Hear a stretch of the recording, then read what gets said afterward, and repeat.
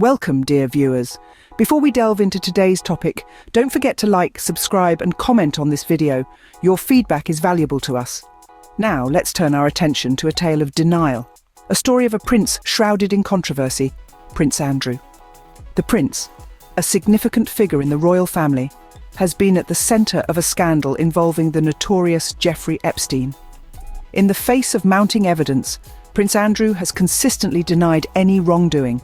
He's claimed, with no small degree of conviction, that he has no recollection of meeting certain individuals who have accused him of misconduct. He's insisted, time and time again, that he was never close to Epstein, the convicted sex offender who is at the heart of these allegations. But the prince's denial doesn't stop there. One of the most peculiar assertions he's made is that he is unable to sweat, a claim that has been met with widespread skepticism and disbelief. This unusual defence was offered in response to allegations about his behaviour on a night that has been scrutinised in detail. And then there's the infamous Pizza Express alibi. The prince, in a bid to refute allegations, insisted that he couldn't have been at the location of the alleged incident, as he was at a Pizza Express in Woking. This alibi has been the subject of much debate and speculation, adding fuel to the fire of this ongoing controversy. Prince Andrew's denial is firm, his claims are bold. Yet they stand in stark contrast to the evidence that has surfaced, evidence that tells a different story. A story of ties that were not severed, of a friendship that endured, and of a relationship with a convicted sex offender that persisted despite the exposure of Epstein's heinous crimes. As convincing as the prince's denial may sound, let's delve deeper into the evidence that tells a different story. Now let's turn our attention to the evidence that directly contradicts Prince Andrew's claims. Imagine, if you will, an email thread, long buried, surfacing like a ghost from the past. This thread between Andrew and Epstein reveals a continued communication between the two, long after Epstein's criminal actions were brought to light. These messages don't just hint at a casual friendship, they suggest an ongoing relationship, a connection that Andrew vehemently denies. One might ask, what could they mean by playing some more? It's an unsettling phrase, isn't it? Especially when you consider the context. Why would a prince, a representative of a nation, continue his relationship with a convicted sex offender? Remember when Andrew claimed he met Epstein solely to sever their ties? Remember the footage that surfaced, contradicting this statement? Well, these emails further challenge his narrative. They suggest not a goodbye, but a continuation. Not an ending, but an ongoing dialogue. The evidence here directly contradicts Andrew's claims. It's like a puzzle where the pieces just don't fit. It raises serious questions, not just about the extent of his relationship with Epstein, but also about whether he attempted to mislead the public and possibly investigators. For years, Andrew has denied any wrongdoing, but the survivors of Epstein's trafficking network tell a different story. He claimed he couldn't sweat. He claimed he was at a humble Pizza Express. He claimed he wasn't close to Epstein. Yet every piece of evidence that surfaces seems to contradict his denials. Each email, each photo, each testimony seems to weave a narrative so different from his own. The evidence seems to paint a different picture, doesn't it? But there's more, and as we delve deeper into the story, we are left wondering, how much more will surface? And how does a prince, born into privilege, respond when his statements are challenged by the very evidence he hoped would remain buried? The evidence seems to paint a different picture, doesn't it? But there's more. Despite the mounting evidence, Prince Andrew has continued to deny any wrongdoing. It's a statement that echoes through the halls of justice and reverberates in the hearts of those seeking truth and accountability. Yet, the prince, seemingly shielded by his royal status, has consistently rejected any allegations against him. In the face of compelling evidence, the prince has remained steadfast in his denial. He has continuously rebutted the accusations, painting a picture of innocence. He's claimed he couldn't sweat, he was at a Pizza Express, he wasn't close to Epstein. All these statements, however, seem to be mere attempts to create a smokescreen that obscures the truth. As the details unroll, they paint a stark contrast to the prince's version of events. The contradictions are glaring, and the denials become increasingly difficult to swallow. Yet, against this backdrop of contradicting evidence, Andrew remains resolute, persistently denying any wrongdoing. But this isn't just about the prince. It's about the survivors of Epstein's trafficking network.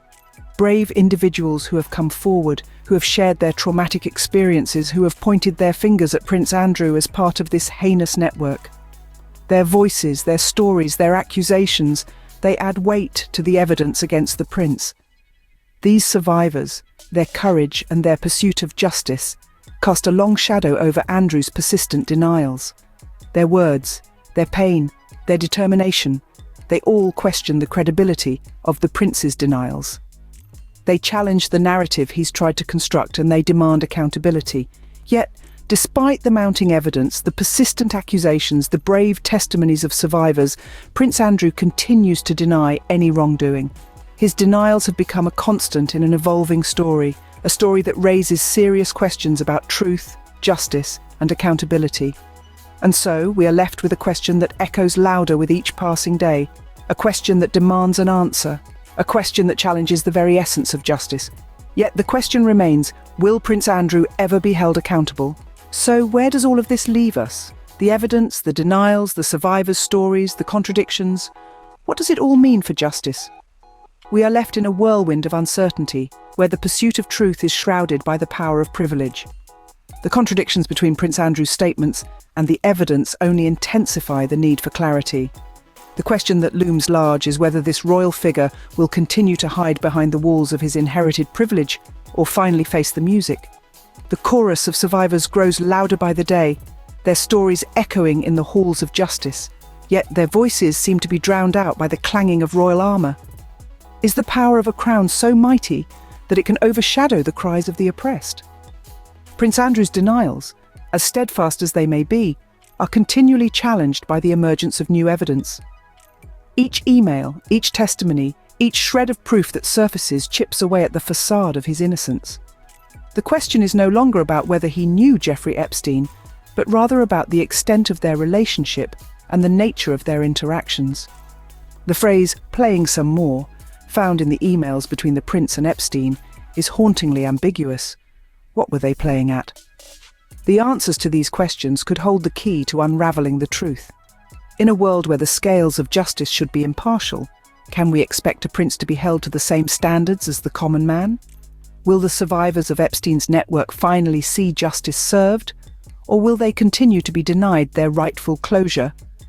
The ramifications of this case extend beyond the person of Prince Andrew. They challenge the very notion of what it means to be a royal, and whether such a title should exempt one from accountability. Only time will tell if justice will be served. But one thing is clear. Every piece of evidence that emerges tells a different story than the one Prince Andrew has been telling. As we draw our discussion to a close, let's reflect on what we've learned.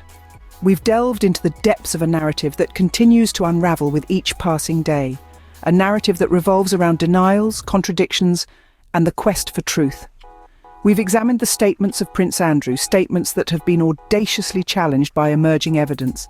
He has consistently claimed to have severed ties with Jeffrey Epstein, yet the electronic breadcrumbs suggest an ongoing association, persisting even after Epstein's sinister deeds were brought to light. Remember the phrase, "playing some more"? Its ambiguity leaves us mired in speculation. And then there's the claim of his visit to the infamous Epstein residence, purportedly to end their friendship. But the digital correspondence tells a different tale, a tale that doesn't quite align with the prince's narrative. We've heard the persistent denials, the alibis that have been met with skepticism, the inability to perspire, the alibi of Pizza Express, the insistence of a distant relationship with Epstein. Yet the emerging evidence seems to weave a different story, a story that contradicts the prince's claims. And now we find ourselves asking a crucial question. Will Prince Andrew be held accountable for his actions? Will he continue to evade justice, protected by the cloak of royal privilege? Or will the victims of Epstein's heinous crimes finally see their day in court? This isn't just about one man's wrongdoing. It's about justice, transparency, and the accountability that should be inherent in every position of power, regardless of status or privilege. It's about the truth that every survivor deserves to hear and the closure that they are entitled to. Thank you for joining us today. Don't forget to like, subscribe, and comment. Your opinions matter to us. Until next time, keep questioning, keep seeking truth.